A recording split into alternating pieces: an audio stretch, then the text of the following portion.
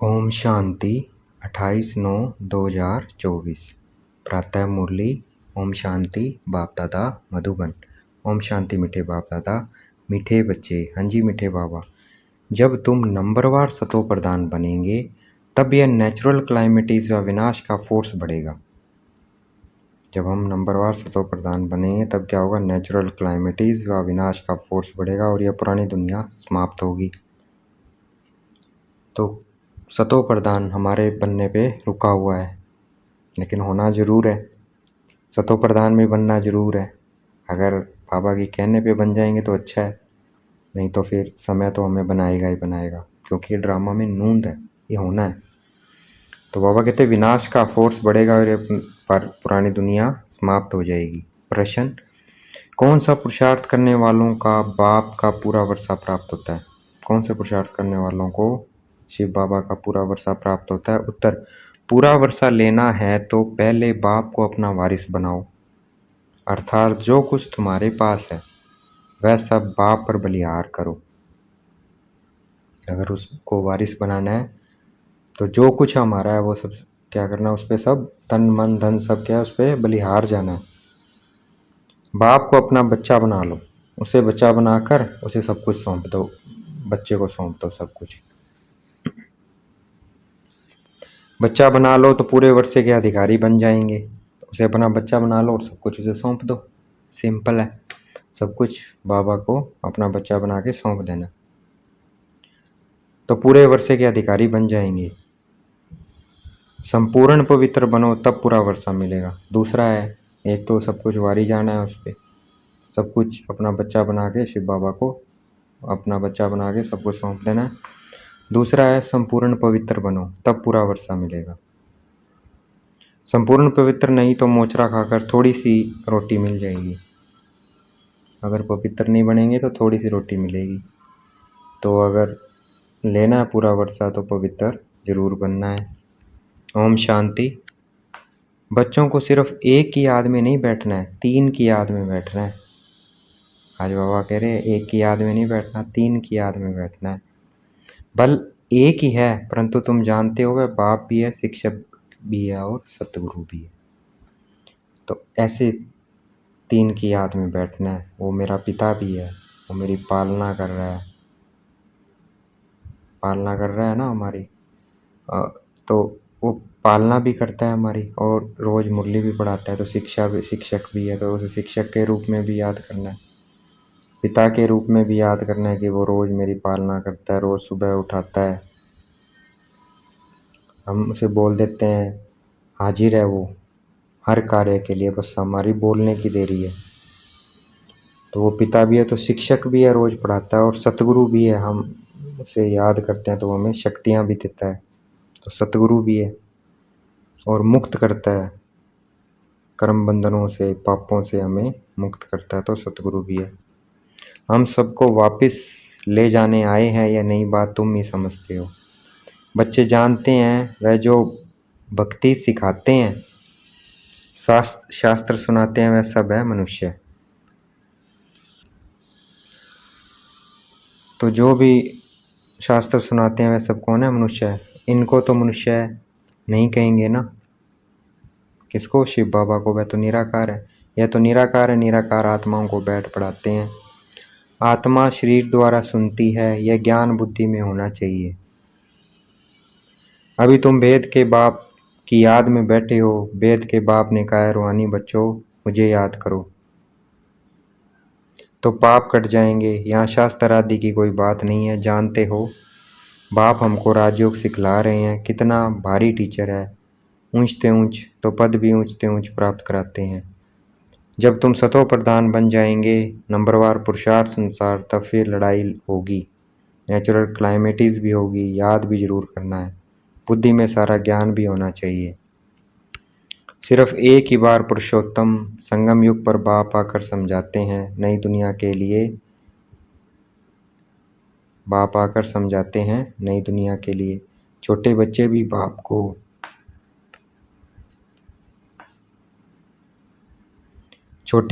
बाप को याद करते हैं। तुम तो समझदार हो, जानते हो बाप को याद करने से विक्रम विनाश होंगे। और बाप से उच्च पद पाएंगे। यह भी जानते हो लक्ष्मी नारायण ने नई दुनिया में जो पद पाया है वह शिव बाबा से ही पाया है। यह लक्ष्मी नारायण ही फिर 84 का चक्कर लगाकर अभी ब्रह्मा सरस्वती बने हैं। यह फिर लक्ष्मी नारायण बनेंगे, अभी पुरुषार्थ कर रहे हैं। सृष्टि के आदि मध्य अंत का तुमको ज्ञान है। अब तुम अंधश्रद्धा से देवताओं के आगे माथा नहीं झुकाएंगे। देवताओं के आगे मनुष्य जाकर अपने को पतित सिद्ध करते हैं, कहते हैं आप सर्वगुण संपन्न हो, हम पापी निविकारी हैं, कोई गुण नहीं है। तुम जिनकी महिमा गाते हो अभी तुम स्वयं बन रहे हो। कहते हैं बाबा यह शास्त्र आदि कब से पढ़ना शुरू हुआ है। बाप कहते हैं जब से रावण राज्य शुरू हुआ है। यह सब भक्ति की सामग्री है। तुम जब यहाँ बैठते हो तो बुद्धि में सारा ज्ञान धारण होना चाहिए। यह संस्कार आत्मा ले जाएगी, भक्ति के संस्कार नहीं जाने हैं। भक्ति के संस्कार वाले पुरानी दुनिया में मनुष्यों के पास ही जन्म लेंगे, यह भी जरूर है। तुम्हारी बुद्धि में यह ज्ञान का चक्कर चलना चाहिए, साथ साथ बाबा को भी याद करना है। बाबा हमारा बाप भी है, बाप को याद किया तो विक्रम विनाश होंगे। बाबा हमारा टीचर भी है, तो पढ़ाई बुद्धि में आएगी और सृष्टि चक्र का ज्ञान बुद्धि में है, जिससे तुम चक्रवर्ती राजा बनेंगे। याद की यात्रा चल रही है। ओम शांति, ओम शांति। भक्ति और ज्ञान, बाप को कहा जाता है ज्ञान का सागर। उनको भक्ति का सारा मालूम है। भक्ति कब शुरू हुई, कब पूरी होगी, मनुष्य को ये पता नहीं है।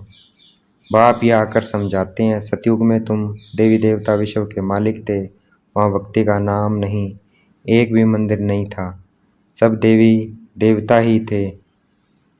पीछे जब आधी दुनिया पुरानी होती है, यानी 2500 वर्ष पूरे होते हैं, अथवा त्रेता और द्वापर का संगम होता है, तब रावण आता है। संगम तो जरूर चाहिए। त्रेता और द्वापर के संगम पर रावण आते हैं, जबकि देवी देवता वाम मार्ग में गिरते हैं।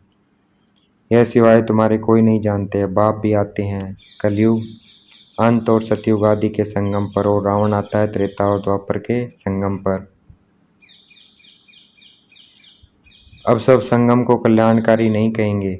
अब उस संगम को कल्याणकारी नहीं कहेंगे, उनको तो अकल्याणकारी कहेंगे, त्रेता और द्वापर के। बाप का ही नाम कल्याणकारी है, द्वापर से अकल्याणकारी युग शुरू होता है। बाप तो है चैतन्य बीज रूप, उनको सारे झाड़ की नॉलेज है। वह बीज भी अगर चैतन्य हो तो समझावे मेरे से यह झाड़ ऐसे निकलता है, परंतु जड़ होने के कारण पता बता नहीं सकता। हम समझ सकते हैं कि बीज डालने से पहले झाड़ छोटा सा निकलता है, फिर बड़ा और फल देना शुरू करता है, परंतु चैतन्य ही सब कुछ बता सकते हैं। दुनिया में तो आजकल मनुष्य क्या क्या करते रहते हैं, इन्वेंशन निकालते रहते हैं, चंद्रमा में जाने की कोशिश करते हैं। यह सब बातें अभी तुम सुन रहे हो। चंद्रमा तरफ कितना ऊंचा, लाखों माइल तक चले जाते हैं जांच करने के लिए कि देखें चंद्रमा क्या चीज़ है। समुद्र में कितना दूर तक जाते हैं, जांच करते हैं, परंतु अंत पा नहीं सकते। पानी ही पानी है। एरोप्लेन में ऊपर जाते हैं, उनको पेट्रोल इतना डालना है जो फिर वापस भी आ सके। आकाश बेहद है ना, सागर भी बेहद है। जैसे यह बेहद का ज्ञान सागर है, वह है पानी का बेहद का सागर। आकाश तत्व भी बेहद है, धरती भी बेहद है। चलते जाओ, सागर के नीचे फिर धरती है। पहाड़ी किस पर खड़ी है, धरती पर। फिर धरती को खोदते हैं तो पहाड़ निकल आता है, उसके नीचे फिर पानी भी निकल आता है। सागर भी धरनी पर है, उसका कोई अंत नहीं पा सकते हैं कि कहाँ तक पानी है, कहाँ तक धरती है। परमपिता परमात्मा जो वेद का बाप है, उनके लिए बेअंत नहीं कहेंगे। मनुष्य भल कहते हैं मनुष्य बेअंत है, माया भी बेअंत है, परंतु तुम समझते हो ईश्वर तो बेअंत हो नहीं सकता। बाकी आकाश बेअंत है, यह 5 तत्व है। आकाश वायु यह 5 तत्व तमो प्रधान बन जाते हैं, आत्मा भी तमो प्रधान बनती है, फिर बाप आकर सतो प्रधान बनाते हैं। कितनी छोटी आत्मा है, 84 जन्म भोगती है, यह चक्कर फिरता ही रहता है। यह अनादि नाटक है, इनका अंत नहीं होता है। यह परंपरा से चला आता है। कब से शुरू हुआ यह कहे तो फिर अंत भी हो। बाकी यह बात समझानी है, कब से नई दुनिया शुरू होती है फिर पुरानी होती है। ये 5000 वर्ष का चक्कर है जो फिरता ही रहता है। अभी तुम जानते हो, बाकी उन्होंने तो दुक्का कपूड़ा लगा दिया है। शास्त्रों में लिखा है कि सत्युग की आयु इतने लाखों वर्ष है। तो मनुष्य सुनते सुनते उनको ही सच समझ लेते हैं। यह पता नहीं पड़ता है भगवान कब आकर अपना परिचय देंगे। न जानने के कारण कह देते हैं कलयुग की आयु 40,000 वर्ष है, अभी पड़ी है। जब तक तुम न समझाओ, अभी तुम निमित्त हो समझाने के लिए कि कल्प 5,000 वर्ष का है, न कि लाखों वर्ष का है। भक्ति मार्ग की कितनी सामग्री है। मनुष्य को पैसा होता है तो फिर खर्चा करते हैं। बाप कहते हैं मैं तुमको कितने पैसे देकर जाता हूँ। वेद का बाप तो जरूर वेद का वर्षा देंगे। इससे सुख भी मिलता है, आयु भी बड़ी होती है। बाप बच्चों को कहते हैं मेरे लाडले बच्चों, आयुष्मान भव। वहाँ तुम्हारी आयु 150 वर्ष रहती है। कभी काल नहीं खा सकता है। बाप वर देते हैं, तुमको आयुष्मान बनाते हैं, तुम अमर बनेंगे। वहाँ कभी अकाल मृत्यु नहीं होगी, वहाँ तुम बहुत सुखी रहते हो। इसलिए कहा जाता है सुखधाम। आयु भी बड़ी होती है, धन भी बहुत मिलता है, सुख भी बहुत रहते हो, कंगाल से सिरताज बन जाते हो। तुम्हारी बुद्धि में है बाप आते हैं देवी देवता धर्म की स्थापना करने, वह तो जरूर छोटा झाड़ होगा। वहाँ है ही एक धर्म, एक राज्य, एक भाषा, उसको ही कहा जाता है विश्व में शांति। सारे विश्व में हम ही पाठधारी हैं, यह दुनिया नहीं जानती है। अगर जानती हो तो बताए कब से हम पाठ बजाते आए हैं। अभी तुम बच्चों को बाप समझा रहे हैं। गीता में भी है ना, बाबा से जो मिलता है सो और कोई से नहीं मिलता। सारी पृथ्वी आसमान सारे विश्व की राजधानी दे देते हैं। यह लक्ष्मी नारायण विश्व के मालिक थे। फिर बाद में जो राजाएं आदि होते हैं वह भारत के थे। गायन भी है जो बाबा देते हैं वह और कोई दे न सके। बाप ही आकर प्राप्ति कराते हैं। तो यह सारा ज्ञान बुद्धि में रहना चाहिए, जो कोई को भी समझा सको। इतना समझने का है। अब समझा कौन सकते हैं जो बंधन मुक्त हों। बाबा के पास जब कोई आते हैं तो बाबा पूछते हैं कितने बच्चे हैं, तो कहते हैं 5 बच्चे हैं। अपने यहाँ और छठा बच्चा शिव बाबा है, तो जरूर सबसे बड़ा बच्चा ठहरा ना। शिव बाबा के बन गए तो फिर शिव बाबा अपना बच्चा बनाए विश्व का मालिक बना देते हैं। शिव बाबा के बन गए तो फिर शिव बाबा अपना बच्चा बनाए विश्व का मालिक बना देते हैं। बच्चे वारिस हो जाते हैं। यह लक्ष्मी नारायण शिव बाबा के पूरे वारिस हैं। क्यों? क्योंकि उन्होंने शिव बाबा को अपना बच्चा बनाया, सब कुछ उनको सौंप दिया। आगे जन्म में शिव बाबा को सब कुछ दे दिया, तो वर्षा जरूर बच्चों को मिलना चाहिए। बाबा ने कहा मुझे वारिस बनाओ, फिर दूसरा कोई नहीं। कहते हैं बाबा यह सब कुछ आपका है, आपका फिर हमारा है। आप हमको सारे विश्व की बादशाही का वर्षा देते हो, क्योंकि तुमको जो कुछ था वह दे दिया। ड्रामा में नूंद है ना, अर्जुन को विनाश भी दिखाया तो चतुर्भुज भी दिखाया। अर्जुन कोई और तो नहीं है, इनको साक्षात्कार हुआ देखा। रजाई मिलती है तो क्यों न शिव बाबा को वारिस बनाऊं। वह फिर हमको वारिस बनाते हैं। यह सौदा तो बहुत अच्छा है। कभी कोई से कुछ पूछा नहीं।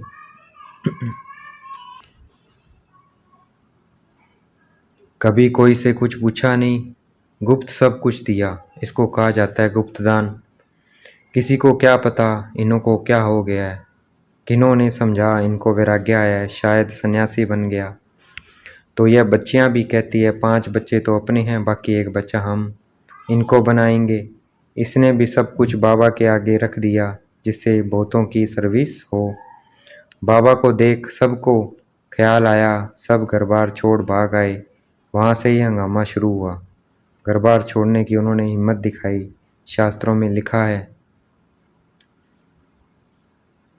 शास्त्रों में लिखा है भट्टी बनी थी क्योंकि उन्हों को एकांत जरूर चाहिए, सिवाय बाप के और कोई याद न रहे। मित्र संबंधी आदि की भी याद न रहे, क्योंकि आत्मा जो पतित बनी है उनको पावन जरूर बनाना है। बाप कहते हैं गृहस्थ व्यवहार में रहते पवित्र बनो, इस पर ही मुसीबत आती है। कहते थे यह स्त्री पुरुष के बीच में झगड़ा डालने वाला ज्ञान है, क्योंकि एक पवित्र बने दूसरा न बने तो मारा मारी चल पड़े। इन सब ने मारे खाई है, क्योंकि अचानक नई बात हुई ना, सब आश्रय खाने लगे। ये क्या हुआ जो इतने सब भागते हैं? मनुष्य में समझ तो नहीं है, इतना कहते थे कोई ताकत है। ऐसा तो कभी हुआ नहीं जो अपना घर बार छोड़ भागे। ड्रामा में ये सब चरित्र शिव बाबा के हैं। कोई हाथ खाली भागे यह भी खेल है, घर बार आदि सब छोड़ भागे। कुछ भी याद नहीं रहा, बाकी सिर्फ यह शरीर है जिससे काम करना है। आत्मा को भी याद की यात्रा से पवित्र बनाना है, तभी पवित्र आत्माएं वापस जा सकती है। स्वर्ग में है पवित्र आत्मा तो जा न सके, कायदा नहीं है। मुक्ति धाम में पवित्र ही चाहिए। पवित्र बनने में ही कितने विघ्न पड़ते हैं। आगे कोई सत्संग आदि में जाने के लिए रुकावट थोड़ी होती थी, कहाँ भी चले जाते थे। यहाँ पवित्रता के कारण विघ्न पड़ते हैं, यह तो समझते हैं। पवित्र बने बगैर वापस घर जा न सकें। धर्मराज द्वारा सजाएं खानी पड़ेंगी अगर पवित्र नहीं बनेंगे तो। फिर थोड़ी हानि मिलेगी, अगर सजा मिली तो कम पोजीशन मिलेगी, थोड़ा सा मिलेगा। मोचरा नहीं खाएंगे तो पद भी अच्छा मिलेगा, यह समझ की बात है। अगर सजा नहीं खाएंगे तो पद भी अच्छा मिलेगा। बाप कहते हैं मीठे बच्चों, तुमको हमारे पास आना है, यह पुराना शरीर छोड़ पवित्र आत्मा बन आना है। फिर जब 5 तत्व सतो प्रदान नए हो जाएंगे तब तुमको शरीर नया सतो प्रदान मिलेंगे। सारी उथल पाथल हो नए बन जाएंगे। जैसे बाबा इनमें आकर बैठते हैं, वैसे आत्मा बगैर कोई तकलीफ गर्भ महल में जाकर बैठेगी, बगैर कोई तकलीफ। जैसे शिव बाबा आते हैं बगैर कोई तकलीफ आते जाते हैं शरीर में, वैसे ही हम सतयुग में गर्भ महल में जाकर बैठेंगे। फिर जब समय होता है तो बाहर आ जाती है, तो जैसे बिजली चमक जाती है, क्योंकि आत्मा पवित्र है। यह सब ड्रामा में नूंद है। अच्छा देखेंगे बाप दादा याद प्यार दे रहे हैं। मीठे मीठे सिगलते बच्चों प्रति माता पिता बाप दादा का याद प्यार और गुड मॉर्निंग। रूहानी बाप की रूहानी बच्चों को नमस्ते। हमें भी याद प्यार देना है बाप दादा को। हम रूहानी बच्चों की रूहानी बाप दादा को दिल व जान शिकवा प्रेम से बेहद का याद प्यार और नमस्ते। धारणा के लिए मुख्य सार, आत्मा को पावन बनाने के लिए एकांत की भट्टी में रहना है। एक बाप के सिवाय दूसरा कोई भी मित्र संबंधी याद ना आए। बुद्धि में सारा ज्ञान रख, बंधन मुक्त बन, दूसरों की सर्विस करनी है। बाप से सच्चा सौदा करना है। जैसे बाप ने सब कुछ गुप्त किया है, ऐसे गुप्त दान करना है। देखना है बाप दादा ने मस्तक पे हाथ रखा है, वरदान दे रहे हैं। माया के विकराल रूप के खेल को साक्षी होकर देखने वाले माया जीत भव। माया के विकराल रूप के खेल को साक्षी होकर देखने वाले माया जीत भव। माया को वेलकम करने वाले उसके विकराल रूप को देखकर घबराते नहीं है। जो वेलकम करते हैं माया का वो घबराते नहीं है। साक्षी होकर खेल देखने से मजा आता है, क्योंकि माया का बाहर से शेर का रूप है, लेकिन उसमें ताकत बिल्ली जितनी भी नहीं है। सिर्फ आप घबरा कर उसे बड़ा बना देते हो, क्या करूं कैसे होगा। लेकिन यही पाठ याद रखो, जो हो रहा है वो अच्छा है और जो होने वाला है वो और अच्छा है। साक्षी होकर खेल देखो तो माया जीत बन जाएंगे। आज का स्लोगन है, जो सहनशील है वह किसी के भाव स्वभाव में जलते नहीं है। व्यर्थ बातों को एक कान से सुन दूसरे से निकाल देते हैं। जो सहनशील है वह किसी के भाव स्वभाव में जलते नहीं, व्यर्थ बातों को एक कान से सुन दूसरे से निकाल देते हैं। जो सहनशील है वह किसी के भाव स्वभाव में जलते नहीं, व्यर्थ बातों को एक कान से सुन दूसरे से निकाल देते हैं। अच्छा, ओम शांति। शुक्रिया मीठे बाबा, शुक्रिया।